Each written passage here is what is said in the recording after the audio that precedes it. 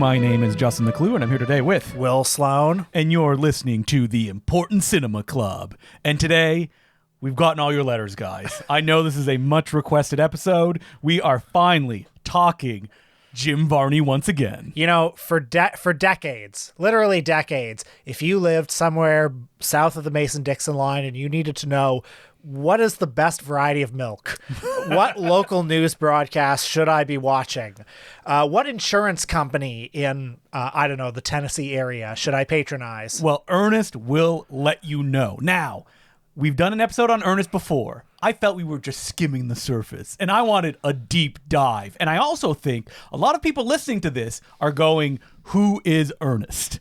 Are they listening?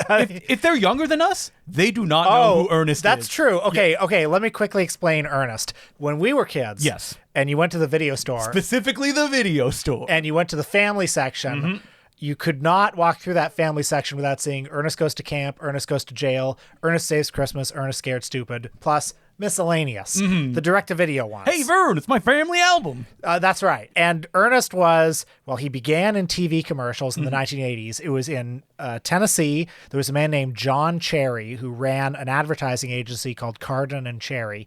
And a local actor who had been on TV, he'd been on like the Johnny Cash CBS show. He'd been on Pink Lady and Jeff, all your favorite shows. He was a known quantity somewhat. I would say not really. But because I went deep in this, I read the biography that Jim Varney's nephew wrote, The Importance of Being Ernest. He was known by like Nashville standards. Well, he was known by John Cherry because in the 70s, he actually had done another character called Sergeant Glory in a bunch of ads. And that like Sergeant character also appears in the Ernest films. And so Ernest, his character he was a Southerner who was a little dim-witted, but also a bit of a know-it-all. And he had a neighbor named Vern, who the commercials were all from Vern's POV. And so these commercials started with him calling him Vernon, and it actually turned into Vern later on. I was looking at is there an Ernest wiki where like you learn more about Vern? Because over the course of like 5,000 commercials, surely information has accumulated. So we need to be clear with people. These commercials were always from the point of view of Vern, like seeing through his eyes. And something that should be made clear, Vern hated Ernest. Right. And the structure of the commercials was always like Vern would be, at his kitchen table next to the window, and Ernest would like stick his head in the window and be like, "Hey, Vern, why are you drinking that kind of milk? You should be drinking this kind of milk," And it would usually build 30 seconds to like maybe one gag at the end. Often that gag, if he's sticking his head through the window would come down on his fingers and he'd go, "Oh!" Or if Ernest is like coming up on the ladder to meet Vern on the roof of his house when he's doing some chores, obviously he'd fall off the ladder. You'd see the same gag over and over and over and over again. And these were never national commercials. No, and this is very important about these commercials, is that John Cherry and the people at the advertising agency that they worked at didn't want to do national because they actually feared that Ernest would become the Where's the Beef lady. Right. That like so well known that people are like, I don't want to see this person anymore. And obviously that never happened.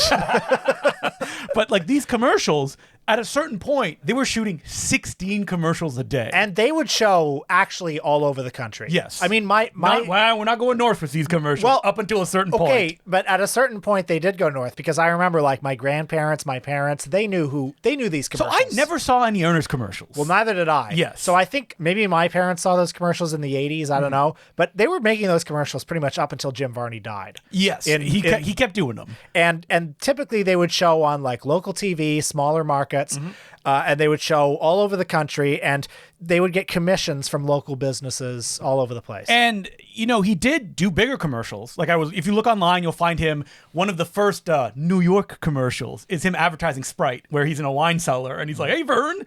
And like when you watch these commercials, what's kind of fascinating about them is how in your face they are. Like they're they're fairly gentle of like, he's in your face, but it's not like you gotta buy it's just Jim Varney talking, usually in a wide angle lens. Well, I always thought it was strange. Like I saw for example a commercial that he did for the Elvira show.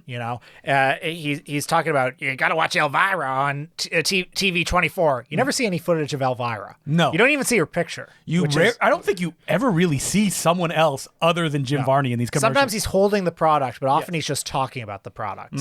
And it started with him having to advertise a new kind of like water theme park that had opened. Story goes, John Cherry said the theme park looked so crappy that they didn't want to show it. So they just had Jim Varney talking about it. And so sometime in the mid 1980s, like 85, 86, there's a big NASCAR race event. Yeah, so Ernest as a character became popular with people, that they like to see him, and that he would do a lot of public appearances, like signing autographs. And so at this NASCAR event where there were a lot of like Disney characters who were there. Yeah, like Mickey Mouse came out. And Michael Eisner and Jeffrey Katzenberg, the heads of Disney, were there in their box. And they're seeing all their characters. Supposedly 500,000 people were there. Right. And then who comes out like as part of the parade? It's Jim Varney as Ernest in the blue jean jacket and the hat. You know, the iconic, up there with Chaplin's Little Tramp.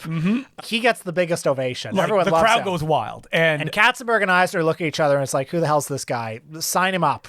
Sign him up. We want what he has. And by sign him up, I think it was like the first movie that he started, Ernest Goes to Camp, was made for something like $4 or $5 million. And it made like 25 million. And that's, I mean, can you imagine how much it made on video though? That's theatrically. Yeah. And like the Ernest films, they lived on video. We need to be very clear with people. When you watch in the video store, in the family section, which is where your parents would drop you off, like at West Coast Video when I was a kid, there were 99 cents. Those Ernest ones were right on the outside, and that's what you wanted to grab. And what happens in these Ernest movies? Well, much like the commercials, there's a man who's very silly. He's silly. Yes. He makes faces. He does voices. Yes. And he gets into shenanigans. It's just like Jim Carrey, but he's Southern. All right. So we've given a little bit of background. That's for all you like 8-year-old listeners who Yes. have never seen an Ernest before. They don't know. They couldn't even identify an Ernest. I want to dive down deep into why I'm doing a second Ernest episode, or why we're doing one. Number one, it's funny that we're doing this. yeah. So you pitched this, like, let's do, because we are repeating a few topics that we did in the early days. And you said, let's do Ernest again. And Yes. I said, yes. And then you said, let's do Jim Varney, not just Ernest. And I said, yes. Now, as this week came around and I look at Jim Varney's filmography, I say to myself, Houston, we have a problem. There are no good movies here.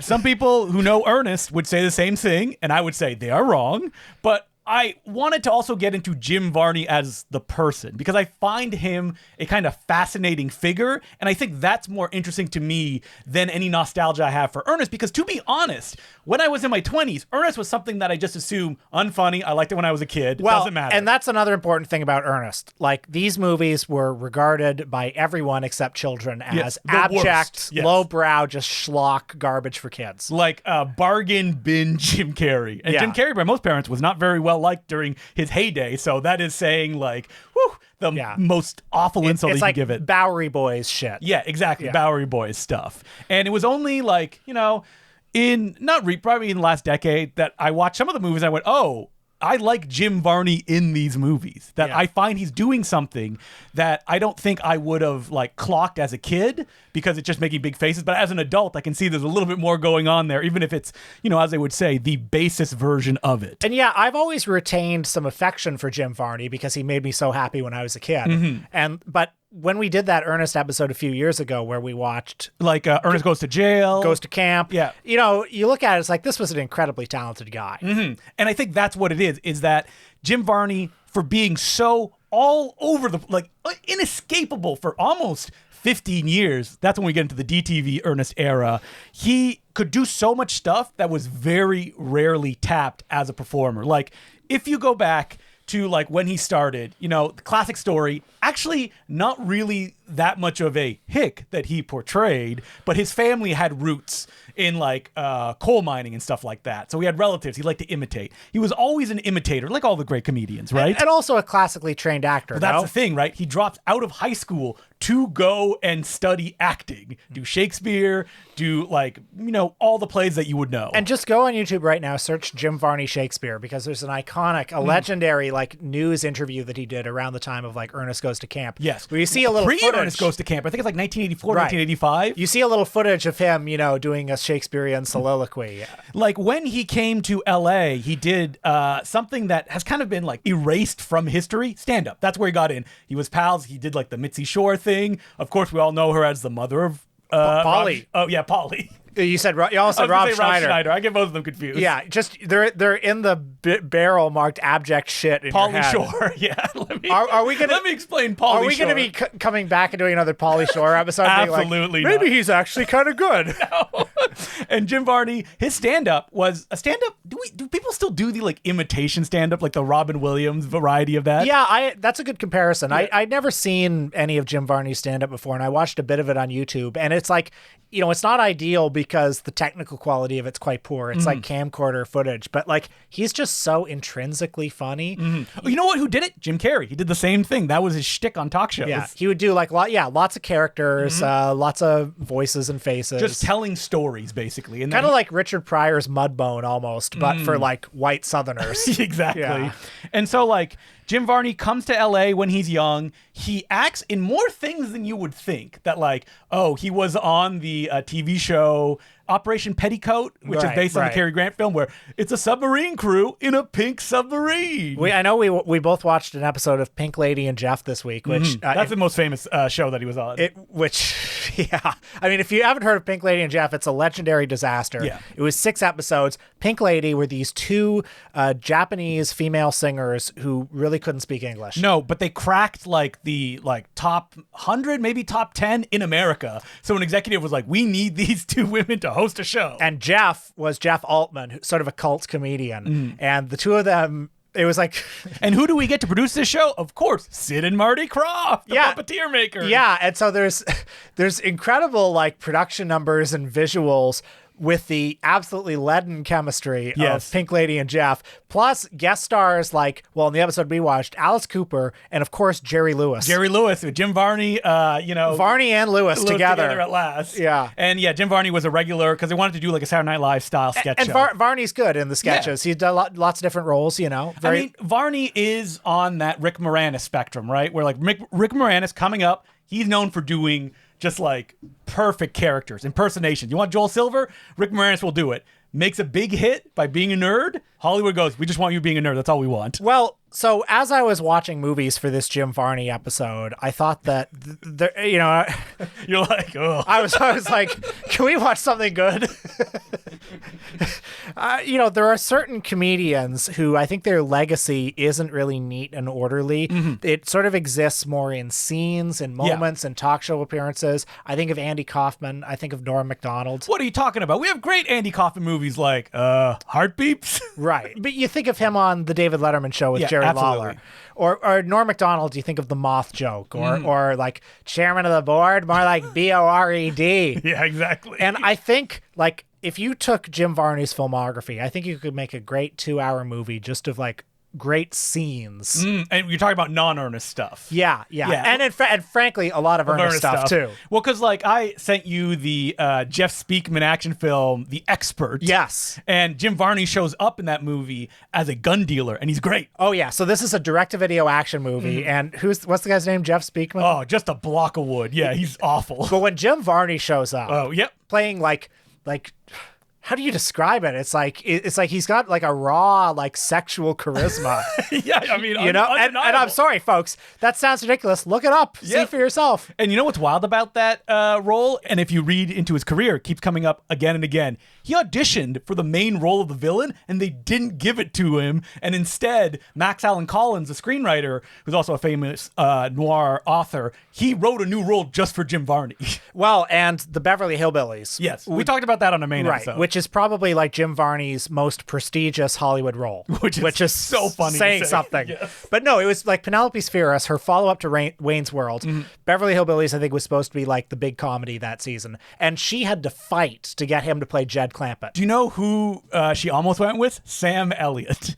And for people who haven't seen the movie, that is the performance Jim Varney is giving in the movie. He's not big. He's not showy. In fact, he's the straight man to that entire group, and he makes it work. I mean, Jim Varney is the best thing about the Beverly Hillbillies. No one can see me pointing at Will as I make every point. As if I feel like I do have to raise Jim Varney up a little bit, even though if you look at any video, thousands of comments of being like, we lost Jim Varney too soon. That is something about Jim Varney. Like people, even though we began this by saying, kids today don't know Jim Varney, the ones who do, they love him. There is a active passionate Ernest fan community. But I think if you're a little bit older than that, and maybe even if you're on a different kind of spectrum where you like him ironically, like, can you believe this exists? Okay, and this is what we really want to do. We want to demolish the ironic Jim Varney thing because, I mean, I know that we both heard that episode 10 years ago or so of How Did This Get Made? How Did This Get Made? Where they talk about Ernest Goes to Jail. Yes. And my blood boils just thinking about it because they are so disrespectful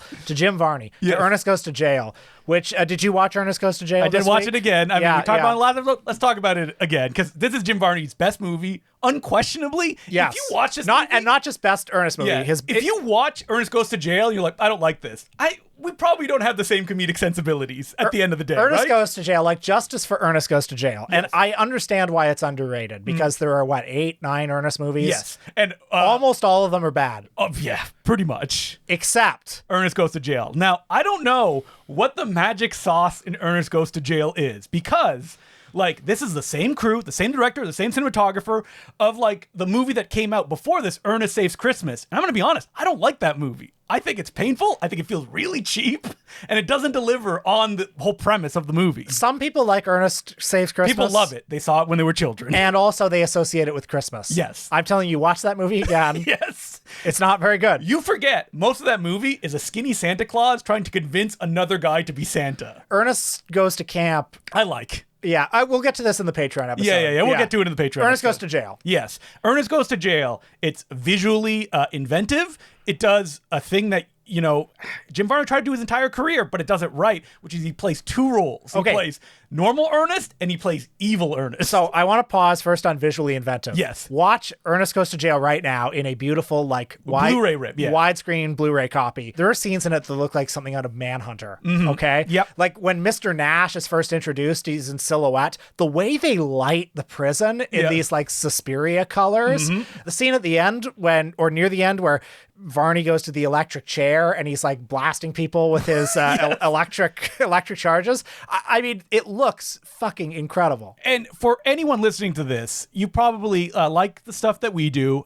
It's a Hong Kong comedy. That's what it is. It's that silly, broad, physical stuff with a surreal bent. Like early on, one of the running gags is that Ernest becomes magnetized. And in How Did This Get Made? They'd be like, well, how does that make sense? Why is Ernest flying? Yeah, doesn't matter. I'm sorry. It lays the groundwork for that. It's funny, the fact that for some reason, Ernest is out at a nice fancy restaurant and he's trying to hide that he's magnetized to the date that he's with. Well, okay, yeah. That's a funny It setup. is. Ernest Goes to Jail has easily 8 or 9, top class, just comedy bits in it. Yeah, set pieces, yeah. And because they establish the premise and then they follow the premise through to its natural conclusion. Iconic, when he's in the jury box, he's got the pen. Yes. He's chewing the pen, he breaks the pen, and then he tries to contain it, and he's got ink all over his face. Just the way it plays out is beautifully structured, beautifully played. It's a classic comedy scene. We need to go back to Evil Ernest because this captures, and I think it makes the movie work so well because he is the mirror to the funny all over the place Jim Varney. Then you have Evil Ernest,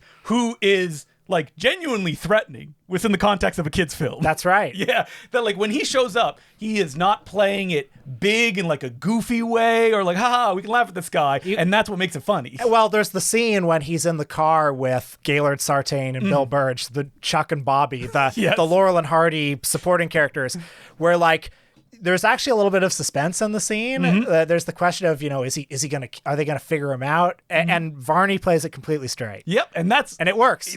It works completely. I will say a lot of the roles that are non-Ernest things that were demanded of Varney, he plays them real big. Yeah. Because that's, he's good at it. And that's probably what they wanted. Yes, but when you watch Evil Ernest or you watch him in Beverly Hillbillies, you feel there's that untapped potential of what could have been. Or even his performance as Slinky Dog in Toy Story. Yeah. That is a much pitched down performance, but it creates such warmth there, and it's not one associated with the Ernest character. So, we were asking each other, why is Ernest Goes to Jail so good? Why does it have such imagination compared to the other Ernest films, which are pretty pedestrian for the most part? Yeah, I mean, I really like Ernest Scared Stupid for what it is. It's got fun stuff in it. Yeah, but Well, after Ernest Scared Stupid, it's a sewer. No, yeah, but that's when the Disney deal ends. Yeah. And Ernest Rides Again, all those other movies, awful. But it's the same people. Is it just because they hit that point where you've made, at that point, 4 Ernest films? No one's giving you any kind of respect or they're saying you've done better than what's come before. So you go, why should I try that hard? Well, Ernest in the Army is a fascinating experience because Varney Commits. he commits. He's working hard, but Wait, like is Ernest in the Army the one where he gets the gum? Or is that Ernest Goes to yeah, Africa? that is Ernest in the Army. Fun gag. Sorry, I'm Will's just laughing I'm just thinking about it now. It's like a Proustian mandolin. No, but for the most part, that movie's terrible. And like Varney's trying very hard, but it's like the inspiration is run dry. Yeah. So like you feel Varney working. Like they talk a lot about what other Ernest movies there would have been, like Ernest Meets Aliens, and you can see that working in the same spectrum as like Ernest Scared Stupid, Ernest Goes to Jail, right? Well, after Ernest Scared Stupid, he has no more tricks. Like they're not creating new Ernest bits. He's just repeating the same things over and over again. But anyway, we were thinking, why does Ernest Goes to Jail have a certain like imagination and spark that the other ones don't? And this led us down the path of the kind of avant-garde projects that people in the Ernest verse made. Yeah, this episode is almost more of like an Ernest verse episode than it is really a Jim Varney one in the movies that we watch. Yeah, and just think about this as like this is us falling down the rabbit hole, and maybe come with us. Now, I will say I did watch Ernest Family Album. Oh, okay. So this is pure Jim Varney. This is like 1983. The Ernest commercials, have made a bit of a splash. Ernest Goes to Camp is still a few years away. Now, I want to drill down a little bit and say, why do people love Ernest? Like we've talked about him doing big facial expressions and everything, and like just his genuine presence. Well, he did sort of hit upon a certain archetype, the know-it-all neighbor, idiot, yeah. Know-it-all annoying neighbor who kind of has a heart of gold. Yes. John Cherry, when asked this question, said that, I think the reason that Ernest is as successful as he is, vulnerability. Do you agree or disagree, Will? I would say, well, maybe a little. Maybe. He certainly fell off that ladder a lot, and if that's not vulnerable, I don't know what is. Because Ernest as a character is interesting when you kind of break down all the tricks that he does, because he's very boastful and he'll often like try to put on airs as like, oh, well, I can't do an Ernest impersonation, but like, hey, Vern. Yeah, hey, Vern.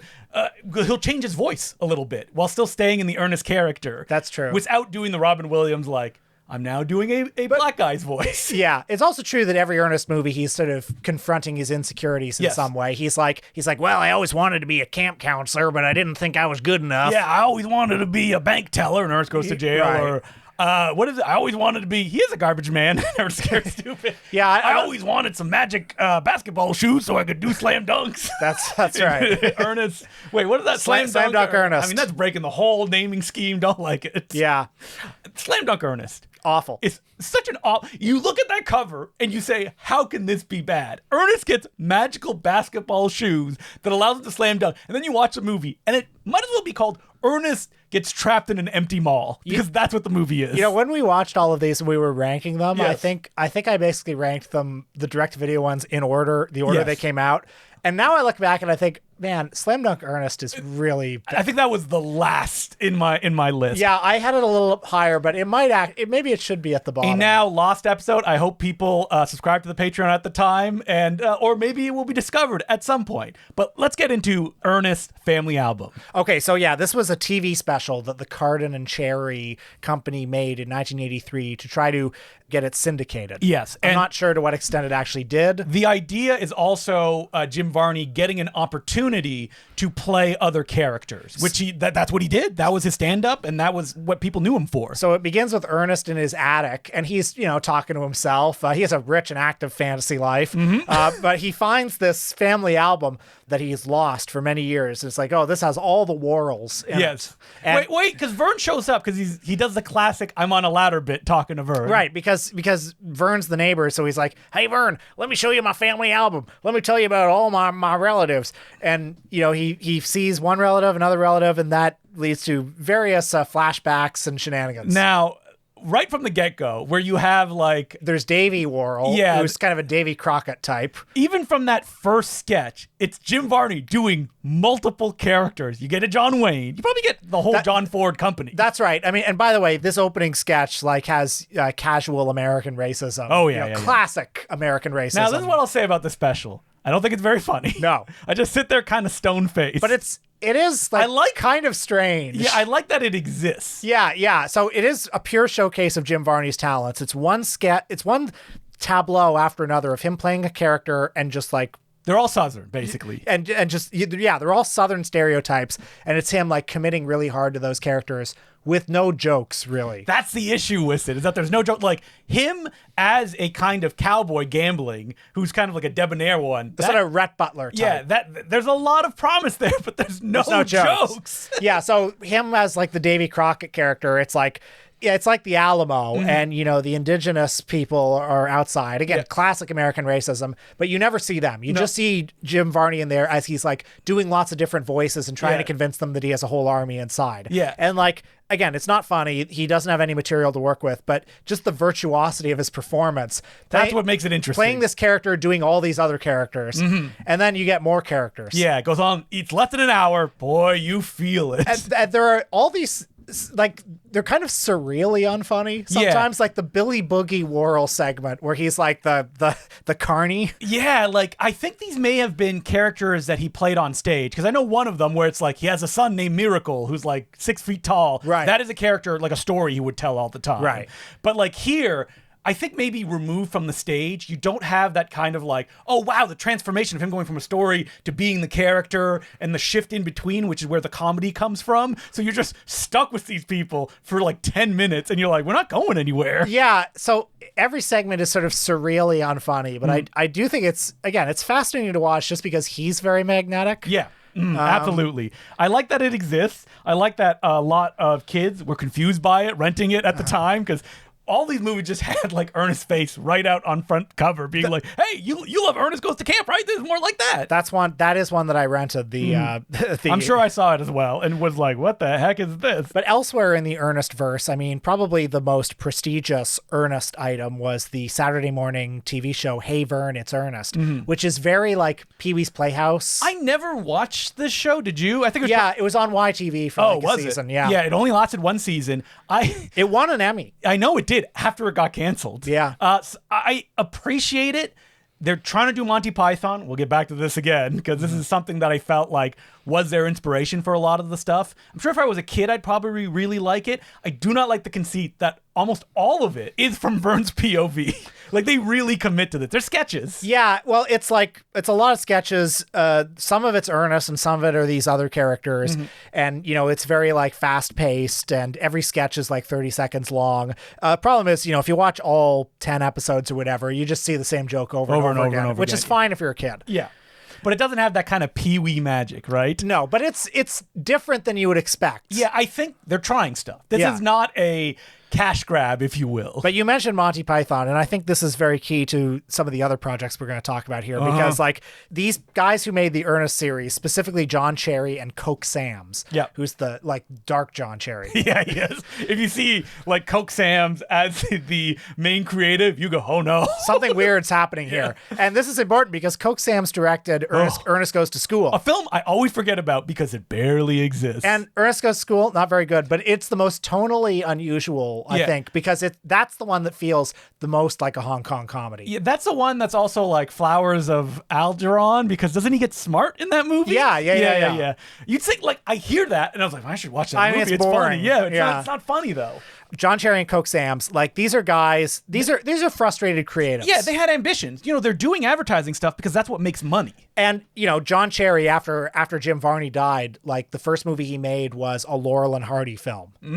That's right, that mummy one. Yeah. I've never seen that. The full title is The All-New Adventures of Laurel and Hardy for Love or Mummy. Oh, man, we've talked about this. We need to get back down. We need to watch it. But we need to drill into, like, exploitation off comedians played by different people. Yeah, so I'm thinking brain donors. Right. So in that movie, Gaylord Sartain plays Hardy and Bronson Pinchot plays Laurel.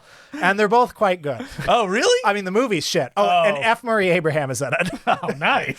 So anyway, the point being, like, John Cherry obviously loved classic comedy. There are a lot of Ernest commercials where you can see that in Ernest's house, there's like a poster of Charlie Chaplin on the wall. Yeah, I mean, Jim Varney would always say Chaplin is his biggest inspiration, about that you have like one iconic character who does his thing, and especially like the silent thing of Ernest, even though you don't associate Ernest that much with silent comedy, because his existence was built on him talking. That's right. But then when you see the movies, like Ernest Goes to Jail, that bit with the pen is a classic, like, silent slapstick kind of thing. Mm-hmm. But then also Monty Python. I mean, guys of this generation, you know, if you're kind of like arts-oriented, like creative in the South who ends up like working at an advertising company, you probably watched Monty Python on PBS, right? 100%. Yeah. And like it just drills down into you. I am surprised that, like, you know, John Cherry, probably to his advantage, never changed the Ernest formula, in that, like, they could have done other stuff with Ernest. Like, it would be like different style of commercials. Yeah. But like the ones that they made, and John Cherry, he stayed with Jim Varney. Like, he had full creative control of all those commercials that they made. It's just always from Vern's point of view. That's it. They didn't really break it. Maybe there's some out there that I don't know. There's something to be said for that. It's like, you know, Barnett Newman's paintings, where it's always, or Mark Rothko, where it's always just like, it's like the 3 color fields, but the colors are different. But, you know, clearly they had ambition, like the movie we're going to talk about, Dr. Otto and the Riddle of the Gloom Beam. Now, this was a completely independent film that they made in 1984. Yeah, this is after the Family Album TV special, but before Ernest Goes to Camp, the canonical first Ernest film. Now, this is a group of creatives. I mean, John Cherry is there, Coke Sams, Jim Varney, Daniel Butler, a bunch of the other guys. They're going, everyone listening, we know the Ernest gang, right? Yeah, y'all know Daniel Butler from America's Dumbest Criminals. He plays Slave Willie in this. They wanted to break out of the Ernest mold. It's so funny to consider that in 1984, they're like, we do not want to do Ernest stuff anymore. So, a minute ago, you said correctly that every Ernest commercial is the same. It's all from Vern's POV. Yes. And this is the product of some guys who are like, you know what? Fuck this. Like, shackles off. Yeah. We're going to do whatever we want. We're going to be weird. And we're also going to try to trick audiences who love Ernest that this will be an Ernest film. Yeah, so this is a low-budget independent film that got some theatrical release, but not much. They distributed themselves. Right. John Cherry, they went to the markets, and like the film starts with Ernest, the person you're here to see. Hey, Vern. Hey, Vern, I found this machine that will transform me. And everyone in the audience is like, oh, no. And don't expect to see much more of Ernest. No, he goes away. He goes into the machine and he instantly turns into Dr. Otto. Now, right from the get-go, I was impressed visually of how this looked. The first 10 minutes of this got me so excited. Because, like, Dr. Otto, the, like, evil... This is basically a parody of adventure serials. That's what it boils down to. Yeah, he's like Ming the Merciless or something, yeah. And, like, he has a hand on the top of his head that is a human hand that some guy's behind him on top. And that is such a funny idea to me, even though I'm not laughing when I'm seeing it. It's interesting. I mean, those early scenes at, like, Dr. Otto's lair... They look like Terry Gilliam. That's what he's exactly. doing. Exactly. And Dr. Otto, wants to take over the world. The first thing he does is drill down on the economic system in Cincinnati, of all places. Yep. He causes chaos, and he wants to destroy the financial system all over the United States and the world. And to stop him, some bland white guy. Some bland white guy and his sidekick, and he's a kind of like, how would you describe him? He's kind of like a square-jawed adventurer. Yeah, kind a of like wannabe Rambo type, but he's supposed to be funny too. Yes. Which I think is a huge problem. Here's what a fix for this movie that would maybe not make it funnier, easier to watch. The hero needs to be played by Jim Varney as well. Yes. It should be like Peter Sellers. Yeah, I mean, he's doing a Peter Sellers thing in this movie. Jim Varney plays multiple roles in the film. But if he had played the hero as well, I think that would have been enough of a kind of mirror. Like, this guy's playing it straight. Well, straight-ish. Like, he would have been, like, big still. Well, this guy's playing it straight, but he also wants to be funny. But that's what I mean. But Jim Varney would have done it in a different way. And he would have actually been funny. Yes, exactly. And... we talked a lot about Monty Python setting this movie up. This is like Monty Python without any jokes, really. Yeah, I mean, I wanted to like this. I really wanted to like this. If you tell me, like, the guys who made the Ernest movies made a one for me. Yes, exactly. That's influenced by Terry Gilliam and is crazy and wild. And that is a serial adventure pastiche. I'd be like, okay, yes. Low budget, filmed on all these kind of like dirt cheap Tennessee locations. Yep. A lot of thrift store special effects. But like a lot of colored lighting, canted angles. Yeah. I will say, as it played, I started to warm a little bit to it. I had the opposite feeling. Really? I was like, for the first 20 minutes, it's like, okay. And then I just got tired. A character I'm not a big fan of when she appears in other Ernest films, which is Jim Varney wearing the neck brace. Oh, Auntie Nelda. The old lady. When she shows up in this movie, I was like, I'm happy to see her. She has a robot sidekick. And I think a big issue with this film and the other kind of independent production that like the John Cherry Coke Sam's, company did is that it's very structureless. That there's like, for the first 45 minutes, I'm like, what is this? Like, what's going on? Yeah, I mean, I think it's probably no coincidence that the Ernest movies got really bad after the Disney deal ended. You feel that like after Ernest Saves Christmas, there was a screenwriter or someone behind the scenes that's like, you need to just do this. Or like pushing them in a certain direction. Yeah, there had like Katzenberg or somebody must have like given them a guy who was like giving them notes on the script. Exactly. And without that, I think they're a little adrift. That they have visual ideas, that Jim Varney is doing a Jim Varney thing, but he's unmoored. He needs to be kind of focused in towards something. Now, it's even more heartbreaking to have to talk about 1999's Existo, which again, high hopes, wanted to love it, sure sounds good. Yeah, so Existo. So Dr. Otto was a John Cherry film.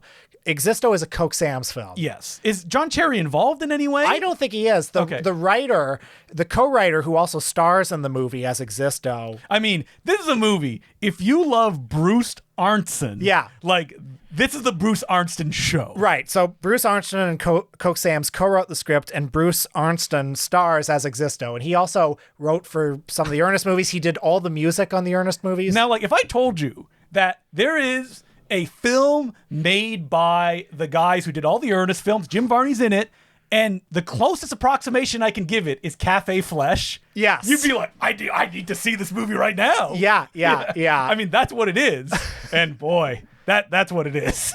Yeah, and again, how's this for a pitch? It's like a futuristic, like dystopian, low-budget comedy with like left-wing politics. Like right in your face left-wing politics. Like, yeah, really didactic left-wing politics, like made in Tennessee by the Ernest crew. You want to love it. But then when you think about like, oh, it's like Cafe Flesh, you're like, yes, remember what Cafe Flesh is. It's mostly, shows, like almost a variety show. And this one, all stars that Bruce Arnston guy. Well, yeah, the other thing about Cafe Flesh is like that filmmaker knew how to direct. Yes. Which Coke Sam's unfortunately does not. This is such a weirdly directed film that like, it seems almost like they're catching the scenes out of the corner of the camera's eye. I'm like, what is going on? Yeah, with this? I mean, it's got a particular look to it that when you see the first like 2 or 3 seconds, you might think, well, this is very stylish. Yeah. But it's like wading through soup, honestly. Like it's. But how happy were you to see some of the Ernest regulars? Well, like, it opens with Gaylord Sartain singing a song in drag. Yeah, so it takes place in a future society where Christian fundamentalists have taken over the United States, and they've basically outlawed art. And they have like propaganda commercials where they're like, do not engage with art. We will do the thinking for you. Everything we're gonna say about this, people listening are like, I need to see this movie. Hey, it's on YouTube. Watch it for yourself. You'll see. Yeah, you'll see. But art has gone underground, and it's at these sort of cabarets. And art is also synonymous with like left-wing bohemians, sexual and racial minorities. So the Gaylord Sartain character is either a cross-dresser or maybe transgender. Yeah, I don't think it's ever specified. literalized. Yeah. Now, what's interesting about this film is, so the main character, Existo, who was someone who had appeared previously in like John Cherry Coke Sam's productions, this character played by this actor. Yeah, was in the TV show. In this one, it's a sort. Existo is he's a performer. Yes. There are these radical political groups who are trying to like overthrow the order, and they're doing it through art, through performance art. And that like it's unclear as you watch the movie, like, do you genuinely believe that this is interesting, or is it a joke what they're doing? Right. And like I'm watching, I'm like, I don't know. And these performances go on for so long. I'm like, I don't think it really matters at the end of the day. So yeah, like the most Cafe Flesh kind of scene is when Existo and these two women are on stage, and they've got like these big like inflatable penises and vaginas. And so there are jokes about like, there's songs about flag burning. There are songs about sexual dysfunction. And there's a evil right-wing guy who may be also losing his mind, or someone who's in the scene who wants to exploit it in some way behind the scenes. Jim Varney. Yeah. I called him Ernest. Oh, how dare you. Jim Varney is there as one of these like underground radicals. Yes, he's just in the background the entire time. This came out the year he died? 99. He died in early 2000. Okay. And he has one really big scene where like he barges into this like fancy diner where Existo's having lunch, and he's like completely naked except for little briefs, and he's got oatmeal all over his body, and he's like, "How dare you betray the cause," you know, and it's worth watching for that. Yeah, I think that one scene's good, but the rest of it, boy. Again, as I said to Will after this ended, I like that this exists. Yeah. I wish it was better. But like, it's not funny. No. You kind of get what it's saying in the first 5 minutes. Yep. And then it's just like one repetitive scene after another. The music's not very good. The dances aren't very good. It's not showing you doesn't anything look good. radical that you're like, oh, I like seeing this. And Existo as a central character. Like, what is his, like, What's his thing? deal? Yeah. And, like, the film starts with, like, oh, you know, he's having a mental breakdown. That's how the picture starts. Is that why we're seeing what we're seeing? The movie kind of ends in a way where you're like, I guess it's over now. And there's even, like, weird Dr. Caligari, same guy who made Cafe Flesh, moments where, like, the evil right-wing guy turns into a pig on stage at the end. Yeah. There's all, like, these real surrealistic elements. It just never really comes together in Too any bad. way. Yeah.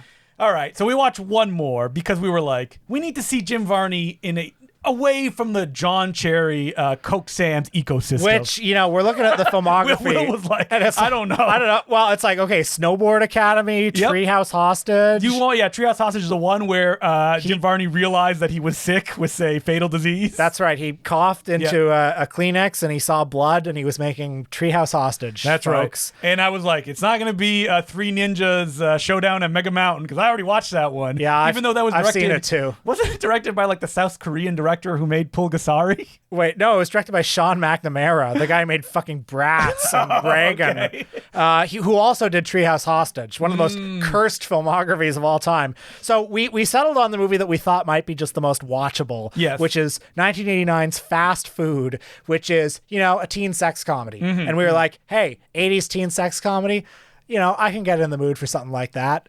Yeah, not my favorite genre. Yeah, not my favorite either, but I'll watch it over fucking Treehouse Hostage. Yeah, that's true. I will say, good Jim Varney in it. Yeah, so Fast Food, which somehow got a theatrical release. Where we were in the salad days back then. This is so low on the ladder of 80s teen sex comedies. First of all, like below Joysticks. Yeah, way below Joysticks.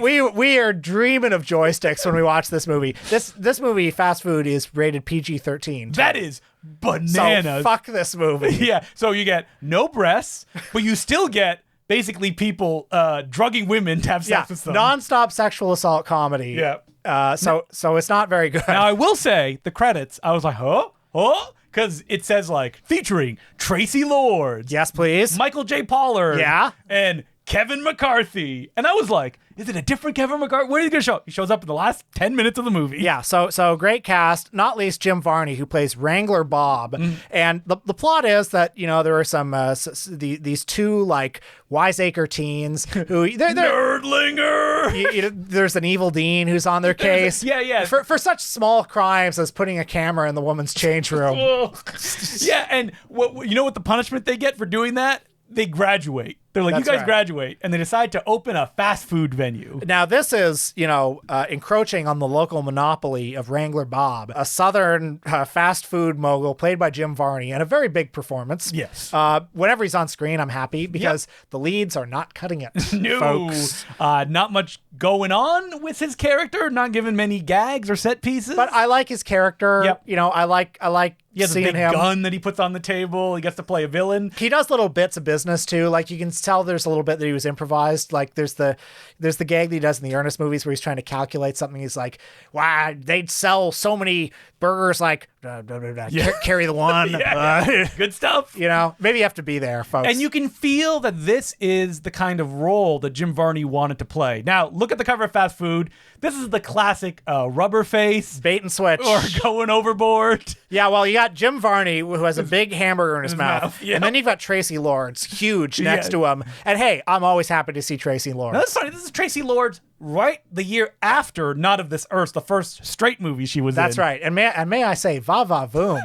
Tracy Lords. Oh man, she's only in it for like 5 minutes. She fun? She is fun. She plays a sort of like industrial spy who Varney hires to say what's in the secret sauce. Oh, this is also important. The boys get this secret sauce that's an aphrodisiac that makes everybody really horny. That's called drugging people. Yeah, Would not yeah, recommend. yeah. But they face consequences for that. No, they do not. In fact, at one point, they go in for a loan, and the bank manager is like, you have no credit, you have no collateral, we can't give this to you. And he's like, wait, you went to the same house that I did in college? Oh, of course we give you the loan. And I would also just say, I would forgive this movie's, creepiness and general political incorrectness if it gave me some laughs. No laughs. No laughs. Doesn't even give you any breasts. Doesn't Because give you it's breath. PG-13. Come on, what the fuck? And women are constantly taking their tops off, and you don't see anything. Yeah.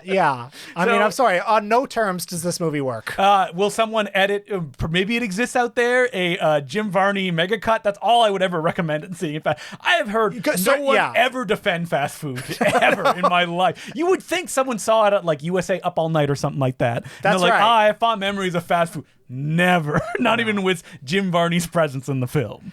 So yeah, I wish we could have liked one of these movies. But hey, Ernest Goes to Jail. Yeah, I just want to kind of like bring Jim Varney up a little bit. And reading his biography, it's so sad, like around the time of even Ernest Goes to Camp, where he was offered a role on Broadway, the one thing that he wanted since he was a child, and he couldn't because of Ernest Goes to Camp. And that Broadway show, which I don't have the title in front of me, it was like a Huck Finn thing, went on to win 7 Tonys. Well, you also told me that he was, in the 90s, he was campaigning really hard to get a role in Guys and Dolls. Yes. Big Broadway revival.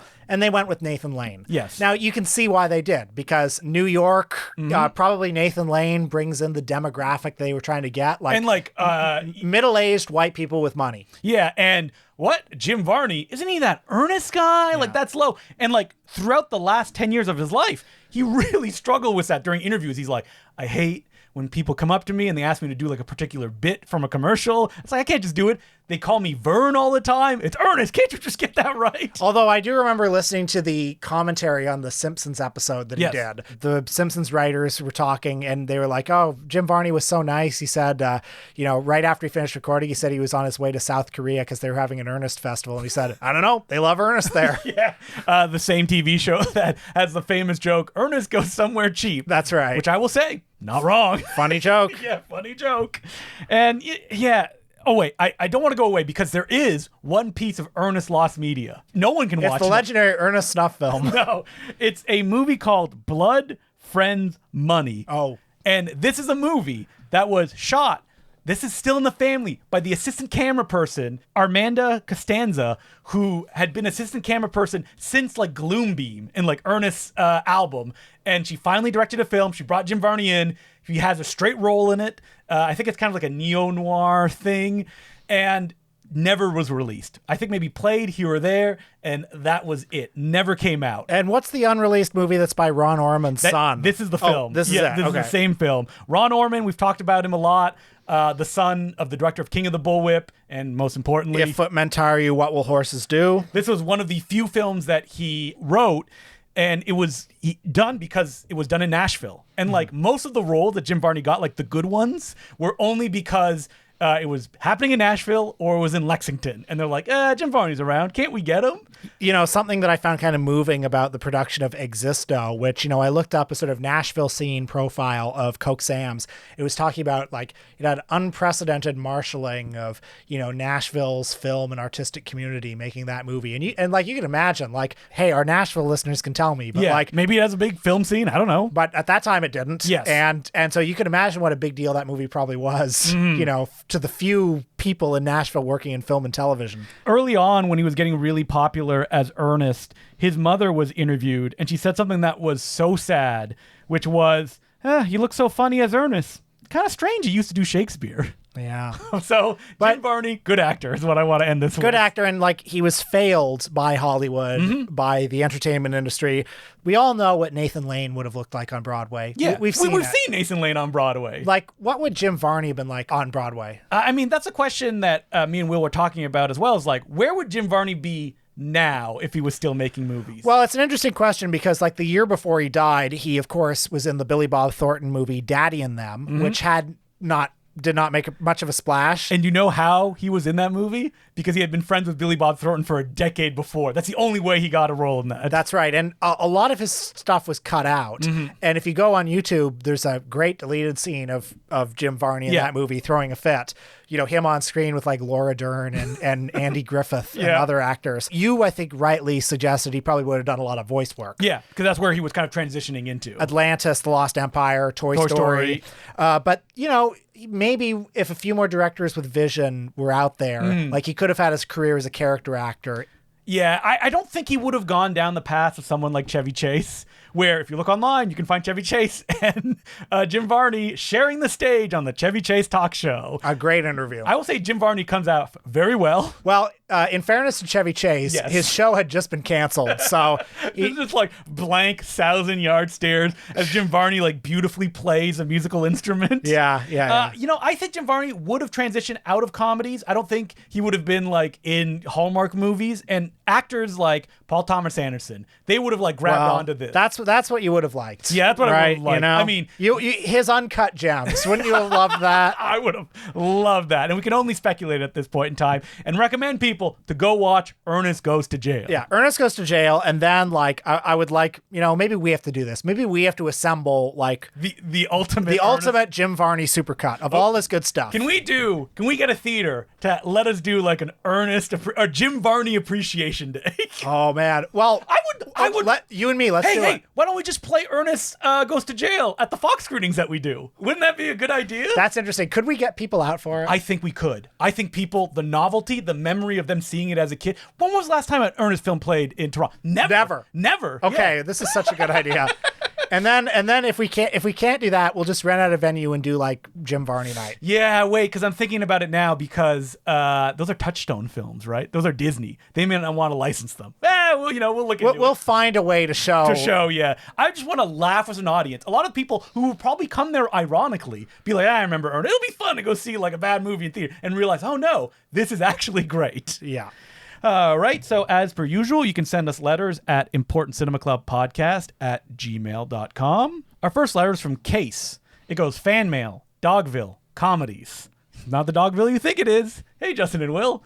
I've recently encountered more than a few clips on social media, namely TikTok, and the shell that is left of Twitter of the Dogville comedies produced in the early 30s. Yeah, so I am familiar with the Dogville comedies. This is like one of those meme things that comes up like every 3 years. It'll go like really viral. The letter writer will describe it. It features dogs in various parody short films. While initially fascinating and cleverly edited, many of the dogs seen in the footage are in extreme, compromising positions. It's not a stretch to say it's probably involved some serious animal abuse.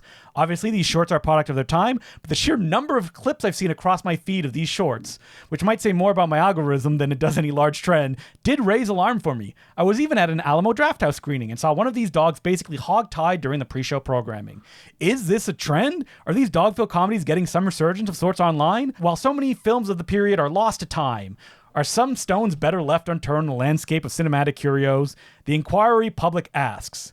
Very much enjoying the Golden Ninja video release of Night of the Ghouls. Ooh, he was one of the last to get in on it. Cheers to you guys and the work you both do. Always a fan. Case. Well, the reason they're so well preserved is because Warner Brothers owns them. Yeah, they were a studio production. Yeah, they were Vitagraph films. We need to just explain to these for people who have never seen them, which is these dogs are forced into standing positions wearing clothes. Yeah, so the Dogville comedies will be like, it'll be like a Western scene, and you'll have a dog who's fully dressed as a cowboy, probably with a hat. On strings, like walking into frame, he'll with his little paw, he'll fire a gun, stuff like that. And when you see clips in isolation, I mean, look, it's delightful. Yes, but when you see it like as probably the 10-minute short that it exists, I think the weight of the production starts to kind of like press down on you. So 2 things I'll say about them. First of all, I certainly hope those boys and girls were given a big bone after. Yes. I hope no one was injured. This is the problem with dog-based productions, right? Is that like before a certain time, let's say Air Bud,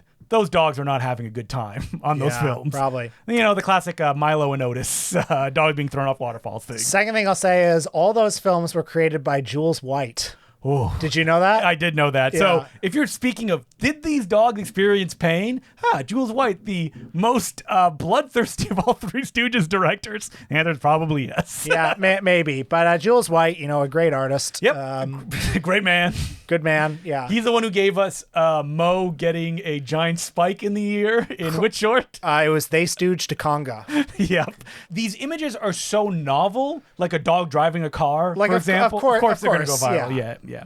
And I think this may not even be the first Dogville email that we get, because again, it's like a cycle, right? It always comes back. Now, have I been tempted to buy these on DVD or Blu-ray? Never. No. I have them. Do you? Yeah. Warner Archive release are probably fairly expensive. I think it was like $30. Have you sat down and watched all of them? Not all of them, no. Because after you see 2 or 3, You're like, I get it. yeah. Hopefully these Dogville things don't continue to haunt your social media feeds. Our next letter is from Justin. Another Justin, not me. Or is it? Hey, Justin and Will. I'm a big fan of the podcast. I am too. You should do an episode on George Powell. He was a very interesting figure, hands-on as a producer, and also worked on the special effects for his films. He most famously did War of the Worlds and had a huge influence on sci-fi, much like Ray Harryhausen did for fantasy. It would be great if you did an episode on him. Keep up the good work, Justin. Are you much of a George Powell fan? I will say no. It's a guy that I know of, but I've never actually really explored his filmography in any way, because he most famously did, was it Puppetoons? That's right. Yeah. And then the movies he directed included The Time Machine from 1960, Seven Faces of Dr. Lau, and Tom Thumb, the one with Peter Sellers. I've not seen any of those films. And Russ Tamblyn as Tom Thumb. I saw Tom Thumb when I was a kid. Oh, yeah? So your parents are like, here you go. You're like, because I'm looking here and like, George Powell, I think, was an important figure for like Monster Kids, like during that specific period. That's why like Joe Dante's on the commentary for War of the Worlds. I've seen some of the Puppetoons, but like only as an adult. Like I never, and I've only seen them in the context of like somebody played them before something else. I've never sought them out, but I do like them. I think they look pretty cool. Yeah, I like the idea of all the stuff that he does as well. Yeah, he produced a bunch of film like When Worlds Collide, Destination Moon. Unfortunately, he never really got his tenterhooks in me. No, me neither. But maybe we just didn't see the right movie, right? Yeah. How do you feel about the War of the World adaptation that he did? Well, I think it's got cool stuff in it. I think it's cool. I don't love it. But it's cool and it's iconic. Yeah, I mean those saucers or the ships, they look cool. Yeah. So you know what?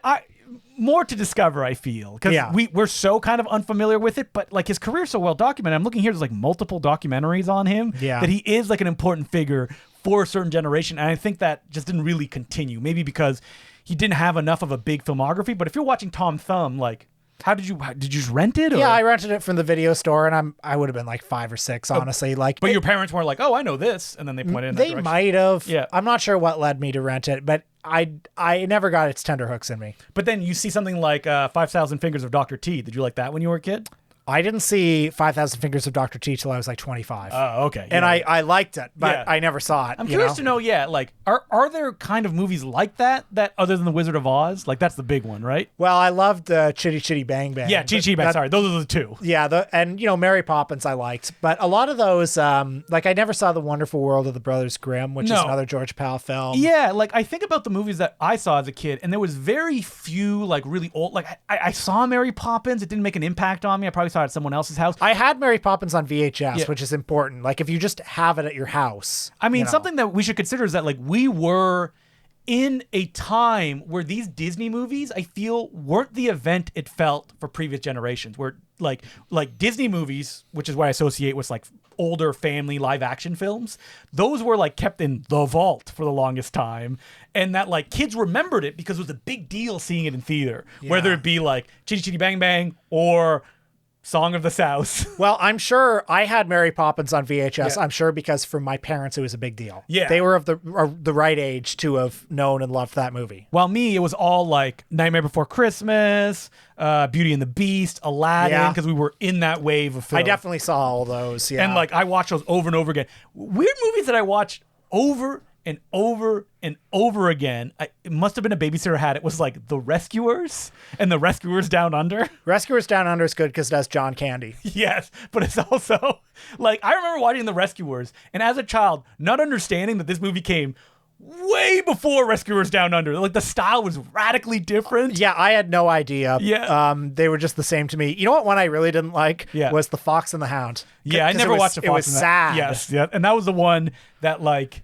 the people that were making it were breaking away at the time to start their own. I think Don Bluth and stuff like that. I mean, we lived in also a Don Bluth generation. Land Before Time. God Was My Happy Meal. Like, so I watched it over and over again. Was Back to the Future. So I don't know how to explain this, but as a kid, I think I did understand that Don Bluth was different and that I didn't like them. Yeah. Oh, really? Well, I don't know. I saw them, but but you didn't watch them over. They felt bootleg in some way. Because I used to watch like Fievel Goes West, and those are movies that like no one ever talks about. Like, there's a certain point we hit where it's like we don't watch these Fievel movies anymore. Yeah. What about, was Thumbelina them? Or was, I know the Pebble and the Penguin was. Yes. I mean, we're getting into like dicey territory where I'm like, did they make that one? Like Secret of Nim was them. That Anastasia was like is a Don them, Bluth. Yeah. So is Tight and AE, but that's when we're teenagers and we're like, this is bad. Yeah. That was basically the film that killed the studio. But then I don't think like Rover Doggerfield. Rover Dangerfield, sir. I mean, Rover Doggerfield is right there.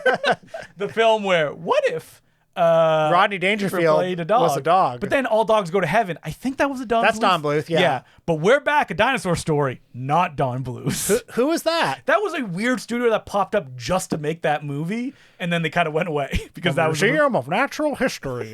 You remember? Yeah. But that was one you liked then. I guess I did like that one. Jay Leno playing a character?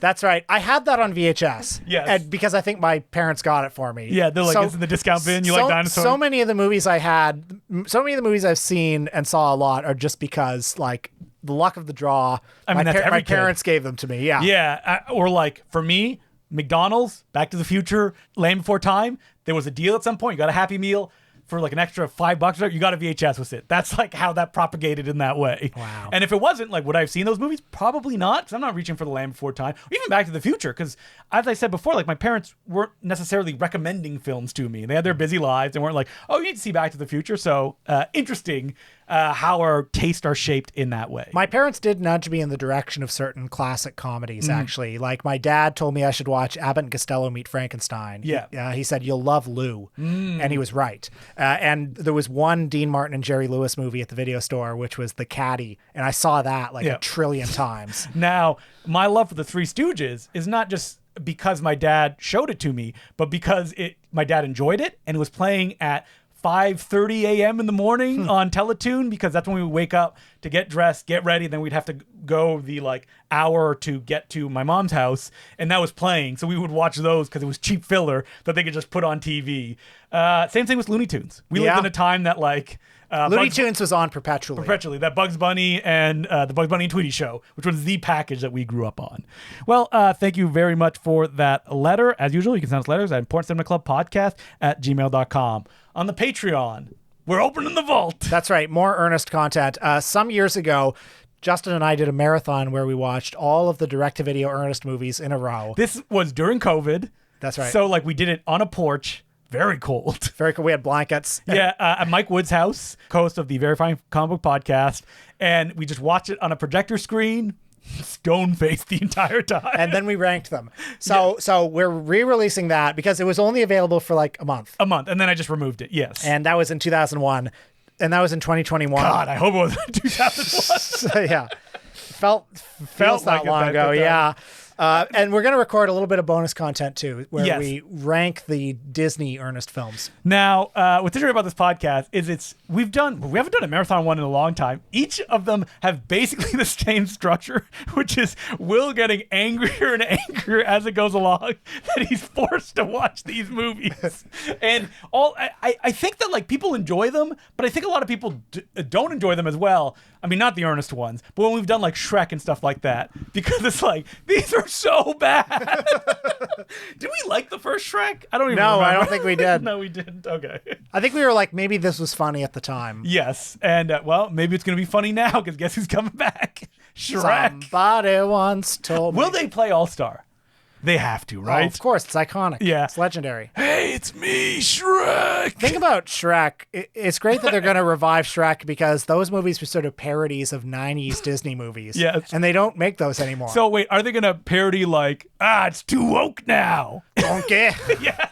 Is that what the movies are going to be now? Donkey, why you got your pronouns in your bio? Like, we're joking, but like, kids, they loved the fact that the villain was modeled off of Disney's head, Michael Eisner. Yeah. But he was short. Are we going to get a Bob Iger villain? Yeah, or Bob Iger or a, David Zaslav modeled villain? I guess we'll see. All right. Well, we'll be doing Shrek 5? Is there 4 Shreks? There are 4 Shreks. We watched the Halloween special, didn't we? We did. And we Scared Shrek. and Shrek 4 was the one where it was like, what if Shrek was never born? That was so desperate that they resorted to that for the 4th Shrek. All right. Well, that I don't even know if that one's up. It is. If it is, check it out. If it's not, too bad. But you can check out the re-release of the Ernest episode with brand spanking new content. That's right. So that's at patreon.com/theimportantcinemaclub. Next week, listen, we're on a revisiting tear. Why don't we revisit another director? And, we've been feeding you your vegetables with Jim Varney and other international directors. Let's give one for the people. One Mr. Eastwood, if you will. We're going back. That's not even a pun. No, wait, was it supposed to be a pun? I don't know. You seem to be. I thought you were like revving up for some sort of witty play on words. Nah, but no. I was just going to say Mr. Eastwood because no one ever calls him Mr. Eastwood. They call him Clint. That's how right. he's known. So we talked about. What if people are like, are they doing a Scott Eastwood episode? We talked about Clint in an early episode, Yep. like in the first 15 or so. We talked about him as a director, mostly, because that's what right. interested us. And I think my feelings about him have evolved a lot since then, actually. But we're not talking about him as a director. Nope. We're going to talk about him as an actor. Now, what's interesting about this is I think Clint Eastwood, as a performer, people associate with one thing and one thing only. Is that true? Well, we're going to test that hypothesis with 3 movies. Paint Your Wagon. Gonna paint your wagon, which I assume is in the movie. I mean, of course it has to be, right? So, yeah, we've never seen Paint Your Wagon. It's wild that we haven't seen Every Which Way But Loose as well. Yeah, so we're going to watch that one. Yeah, the one with Clint and a monkey. And we're going to watch Thunderbolt and Lightfoot by Michael Cimino. An orangutan, sorry. Yeah, Clint is an interesting guy, right? Is that, he didn't really work with great directors other than Don Siegel. Don Siegel and Sergio Leone. That's it. But after 1972, basically, he did not seek out, auteurs. He was his own auteur. And something like Any Which Way But Loose, that's from the Clint factory. That's a Malpaso production. But Thunderbolt and Lightfoot is interesting, though, because Michael Cimino, that's probably the strongest and most distinctive Malpaso director, right? And the only reason Clint probably got him is that he was known as a screenwriter at the time, and he was probably viewed as kind of new and soft, and Clint could push him around. But yeah, we're going to talk about those, and I'm sure we'll talk about the other ones. We'll talk about The Beguiled. We'll talk about, we've seen these movies. We haven't seen Paint Your Wagon. When you're thinking about Clint in other roles, I'm like, Bronco Billy. Clint directed that one. That's right. We got to avoid it. And we're not going to talk about Tightrope because we all know he directed it. We all know he ghost directed it. Or Space Cowboys. Well, Did Clint direct that one Yeah, he too? directed that. Gosh darn it. Trouble with the Curve was the last kind of... But that was by his long-time assistant director. Basically, Clint is ghost directing it movie. So I'm excited to go watch old Clint on screen. I don't think I've watched any of them since... When we talked about them, though, we talked about stuff like Bridge of Madison County, because he stars in the movie he directs. So yeah, actually, we didn't. We watched Bridges of Madison County much later. Oh, for Meryl Streep, maybe? That's right. I think we did. The first time we talked about Clint, we watched Dirty Harry and High Plains Drifter. Or no, wait. What's the one? Sorry. Pale Rider? No, that's what I was thinking of. No, we watched High Plains Drifter. Pale Rider's the one from the 80s. Yeah, High Plains Drifter is the one where he plays the devil that comes to town. That movie's awesome. I love that movie. Yeah. Unforgiven. What a great director. Good. Yeah. Oh, Will was a controversial. Unforgiven, yeah. It's good. It's good. okay. It's all right. So, next week, we're back. Clint, the big screen star. And until then, my name's Justin Glue. I'm Will Sloan. Thanks for listening. Will, there's a new book that's scorching up the charts. I've got it. Okay, yeah. I'm reading it. You're reading the new Woody Allen biography by Patrick, I always say his last name McGilligan. McGilligan, there you go. Yeah. Now, I want to get some context here of who Patrick McGilligan is, because I think it's important about a new biography about the Woodman came out. Now, I like saying that as if there's a million of them. Well, there are. There are, but they're all puff pieces on him. They're people that love him. There are so many books. You go to any used bookstore, there are so many Woody Allen books. And they're mostly written by Eric Lax. Eric Lax. Yeah. His little lackey, his little Saul Rubinek in Unforgiven. Eric Lack is somewhere being like, oh wait, someone's saying my name. Am I wrong? And wait, did Eric Lax write the book about him on the set of Irrational Man. Yes. There's the one that he's on the set of Radio Days that's by somebody else. Yes. You know that book? I do. I have it on my shelf. Yeah. But I mean, we've talked about this book before. It's fascinating only because you're like, wait, Woody Allen still tries? Yeah. So the Irrational Man book, it's called, is it called Woody Allen at Work or something? Yeah, something like that. No, Start to Finish is what it's called. Yeah, that is a fascinating book because it really does follow him. All due respect to Eric Lax, it follows Woody Allen at every step of the process of making Irrational Man, that movie you all love. Yeah, the movie where Woody Allen's like, how many times can I make a movie about being guilty and trying to live with it? It shows him as actually very involved in every facet of the production. Rewriting the entire time. And it's also interesting. There's one point in it where like he's talking to his costume designer about like, okay, what do kids on campuses wear? And she says, well, probably blue jeans. And he'd say, no, they don't. They don't wear blue jeans. And he keeps insisting kids do not wear blue jeans because he hates blue jeans. That's so funny. All the kids in that movie are wearing like khakis. Is it in that book that like at one point Woody Allen says, they're not, I can't do Woody Allen. They're not famous if I don't know about them. I'd know about them if they were really famous. And it's like, oh boy, that's probably you're 98 years old. Probably a lot of things. Yeah. Anyway, no good kind of like down in the dirt biographies. And Patrick McGilligan is kind of famous for those biographies. Well, Patrick McGilligan, two things about him. His books are always very long and exhaustively researched. Yeah, so The Dark Side of Alfred Hitchcock, I believe is what it's called. There's also his Fritz Lang biography, his Clint Eastwood one. He did one on Mel Brooks. He did a really good one on Orson Welles, Young Orson. That's kind of like the best book about Orson Welles' early years. Wait, who's the guy that's doomed himself to a fate to writing Orson Welles biographies until he dies? That's Simon Callow. Yeah, that's right. Yeah. I know it wasn't Patrick McGilligan, but like he still has more, right, left to go. He's got one more volume he's working on right now. I mean, that's the one you want to read, right? You don't want to read about young Orson. Yeah. You want to read about like recording Transformers during Orson. But Patrick McGilligan, the other thing about him is that his biographies tend to be very damning. Yes, like the Fritz Lang one. Is it Nature of the Beast? Something like that. That's right. Yeah. Basically accuses him of murdering his first wife. And convincingly, I must say. The Hitchcock one, I may have gotten the title incorrect because there's like many like The Dark Side of Alfred Hitchcock. I remember one that's like a paperback. It has a gray cover. That's not Patrick McGilligan and has a similar title. That's Donald Spotto's book. Yeah. It's very damning about Hitchcock as well. And the Mel Brooks one that you read. McGilligan's Mel Brooks bio, which was his previous one, I think is a little ridiculous because he is so damning about Mel Brooks. Basically, the two things he really gets him on are his philandering and being a credit thief. At every step of the way, I just remember towards the end, like when The Producers is on Broadway, like by any measure, like he's good. Like by any measure, this is a late career triumph for Mel Brooks. And McGilligan's like, you can thank Mel Brooks for the high cost of Broadway ticket prices. And it's like, okay, come on, you can't give him a win even now. Why did he want to write that book? I think he wanted to take a legend down a peg. Oh, is that what it was? That's what I think it is.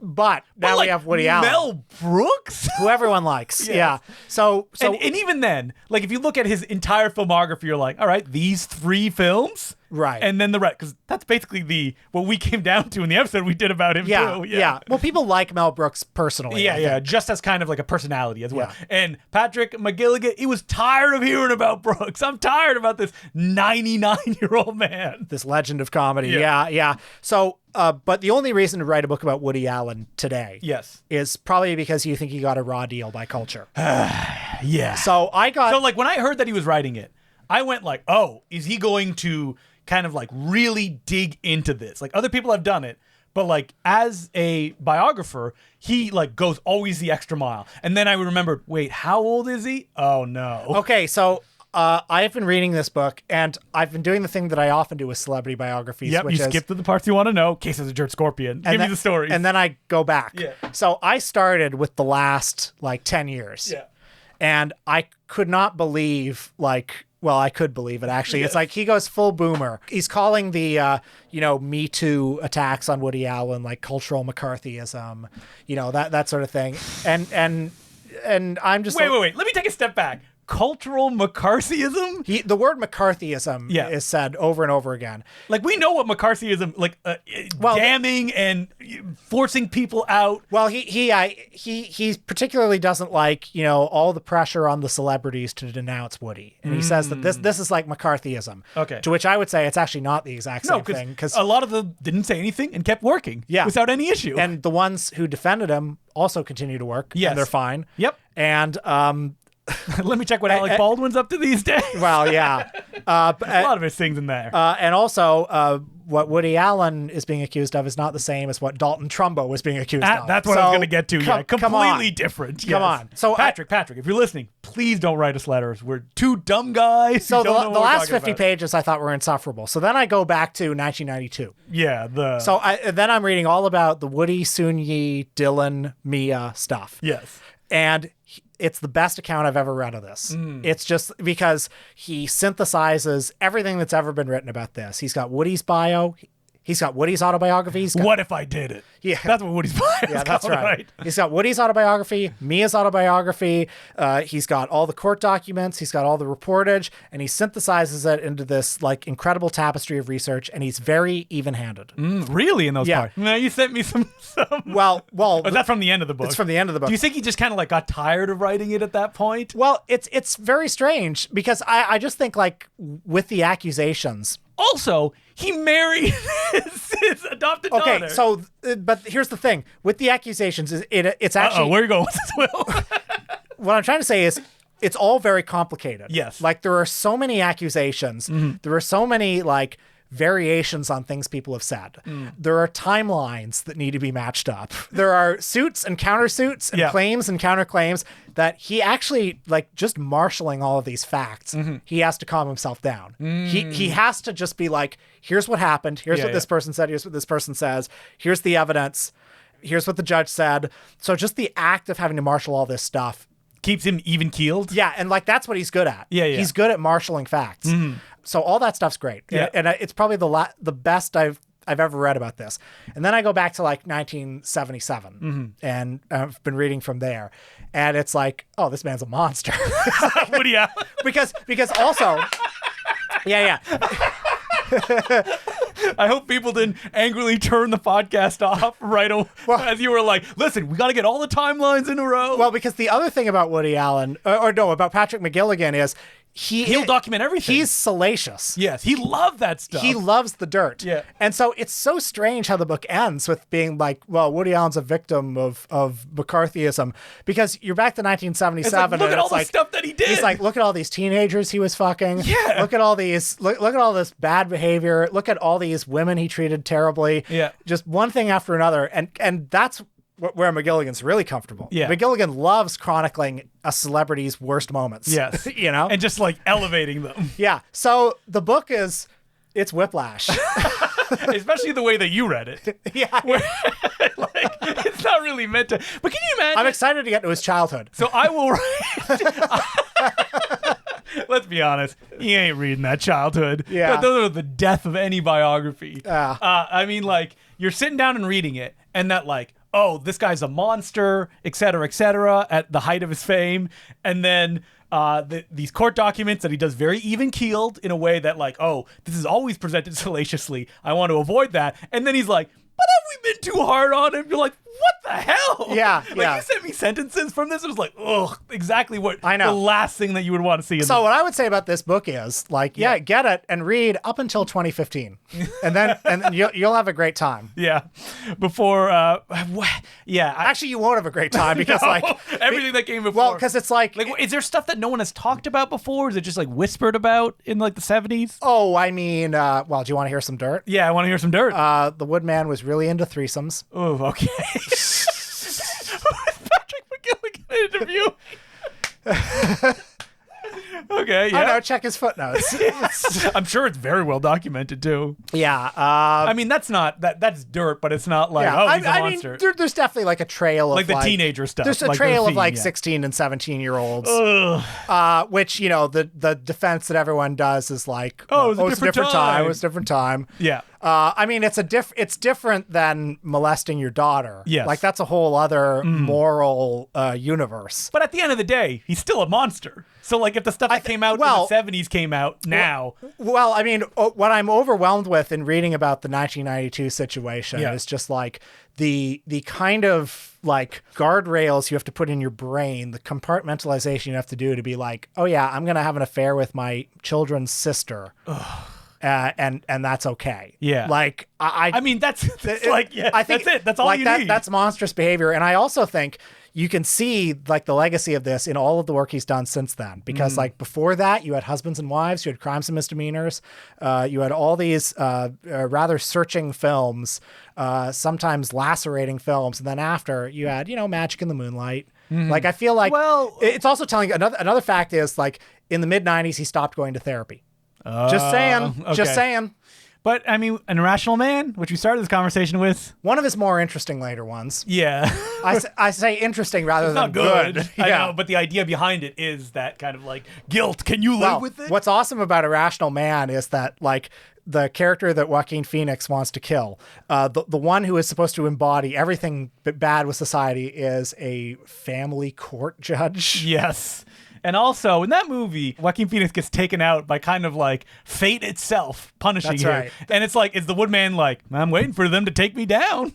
Man, I watched Manhattan Murder Mystery the other night. Good ass movie. Made by a bad man. Yeah.